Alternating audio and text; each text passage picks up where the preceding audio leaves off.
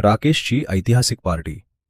काही लोक फक्त पार्टी करूया म्हणतात आणि काही लोक खरंच पार्टी करतात. पण आपला राकेश हा वेगळ्याच लेवलचा माणूस आहे. गेली कित्येक वर्ष तो म्हणत होता, यंदा भारी पार्टी ठेवायची, सगळ्या फॅमिलीला बोलवायचं, नातेवाईक, मित्र, गावकरी सगळे.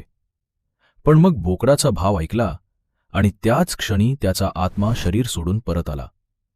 कारण बोकडाचा रेट ऐकून त्याला पार्टीपेक्षा किडनी विकावी लागेल असं वाटायला लागलं होतं. दरवर्षी प्लॅन व्हायचा आणि दरवर्षी कॅन्सल. लोक विचारायचे, काय रे, पार्टी कधी? तो म्हणायचा, बोकड स्टॉक मार्केट खाली आला की. आणि मग एका दिवशी चमत्कार झाला. बोकड स्वस्त मिळाला. राकेशनं सेकंदाचाही विचार नाही केला. जणू आयफोन सेल लागली आहे अशा स्पीडनं बोकड घेऊन आला. पण खरी मजा पुढे होती. घरी आणून सरळ मामाच्या हवाली केला आणि म्हणाला, मामा, याला खायला पिऊ घाला, मस्त मोठा करा, म्हणजे जास्त मटण मिळेल. सुरुवातीला मामा मामी खुश होते.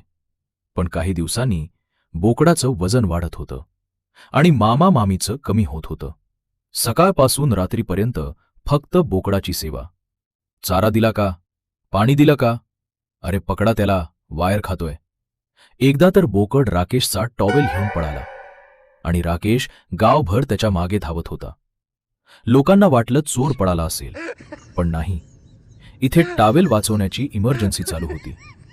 शेवटी एक दिवस पार्टीची डेट फिक्स झाली आणि मग काय, ज्याला जशी जमेल तशी गाडी काढून सगळे गावाला निघाले. कोणी बाईकवर, कोणी कारमध्ये, कोणी एवढं सामान घेऊन आले होते जणू 2 दिवसांची नाही तर कायमची शिफ्ट होत आहे. एक गाडी तर इतकी भरली होती की आत माणसं कमी आणि चिप्सचे पुडे जास्त होते.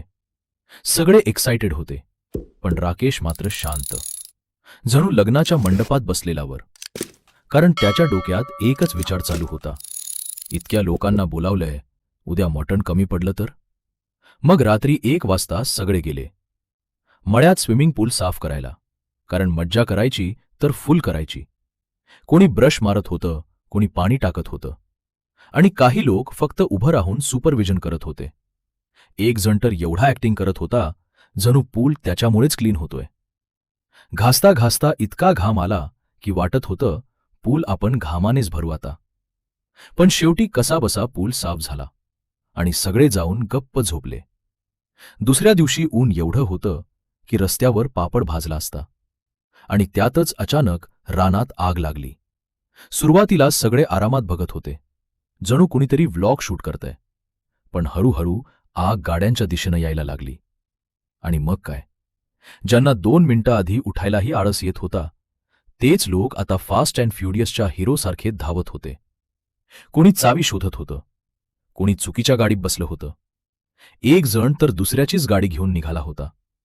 त्या दिवशी सगळ्यांना समजलं, आग लागल्यावर बॉडीमध्ये किती स्टॅमिना येतो. शेवटी समहाऊ सगळ्या गाड्या वाचल्या आणि मग सगळे पुन्हा रिलॅक्स झाले. पण कोणाला फरक पडत नव्हता, कारण सगळे फुल मूडमध्ये होते. पूलमध्ये उड्या, आरडाओरडा, एकमेकांना पाण्यात ढकलणं. एक जण तर पोहायला आला होता, पण त्याला पाण्याचीच भीती होती. तो बाहेर उभा राहून फक्त म्हणत होता, तुम्ही करा मज्जा, मी मोबाईल सांभाळतो. मग सुरू झाला सर्वात डेंजरस पार्ट, फोटो सेशन. कोणी कॅन्डिड मागत होतं, कोणी हिरोसारखा पोज देत होतं आणि शेवटी गॅलरीमध्ये 200 फोटो. त्यातले 190 ब्लर, बाकीचे 10 मध्ये. कोणाचा डोळा बंद, कोणी खाली बघत होतं आणि एक जण तर अजून प्लेट घेऊन खाताना दिसत होता. पण खरं सांगायचं तर त्या दिवशी फक्त पार्टी नाही झाली, नवीन आठवणी तयार झाल्या. मोठे झाल्यावर आपण कामात, टेन्शनमध्ये, मोबाईलमध्ये एवढे अडकून जातो की असे क्षण जगायलाच विसरतो. त्या दिवशी कोण किती श्रीमंत आहे, कोण किती बिझी आहे, हे काहीच महत्वाचं नव्हतं. महत्वाचं होतं फक्त आपली माणसं एकत्र होती, हसणं होतं, मस्ती होती आणि मनाला शांत वाटतील असे क्षण होते. अशा प्लॅन्स पुन्हा पुन्हा होत राहिले पाहिजेत, कारण शेवटी फोटोपेक्षा आठवणीच जास्त सुंदर असतात.